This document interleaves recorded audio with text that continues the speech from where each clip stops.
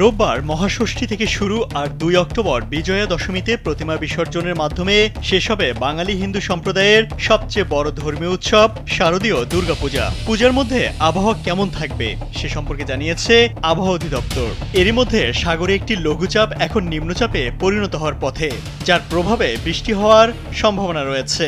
লঘুচাপের কারণে শুক্রবার দেশের 4 বন্দরে সতর্ক সংকেত জারি করেছে আবহাওয়া অফিস। আর এই লঘুচাপটি নিম্নচাপ হতে পারে বলে জানিয়েছে আবহাওয়াবিদ শাহনাজ সুলতানা। লঘুচাপটি নিম্নচাপে পরিণত হলে এর প্রভাব বাংলাদেশের উপকূলে কিছুটা পড়তে পারে। স্যান্ডেলিনা সো, রূপচর্চায় আভিজাত্য।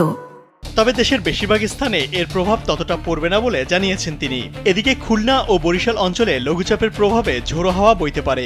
শনিবার দেশে বৃষ্টির পরিমাণ খানিকটা বাড়তে পারে বলে জানিয়েছে আবহাওয়া অধিদপ্তর। রোববার অর্থাৎ দুর্গাপূজার ষষ্ঠী থেকে পরের 2 দিন আবহাওয়া মোটামুটি শুষ্ক থাকতে পারে। তবে মৌসুমী বায়ু সক্রিয় থাকার কারণে দেশের কোনো কোনো স্থানে বৃষ্টি হতে পারে বলে জানিয়েছে আবহাওয়াবিদ মোহাম্মদ ওমর ফারুক। তিনি বলেন 1 অক্টোবর বৃষ্টির পরিমাণ কিছুটা বাড়তে পারে।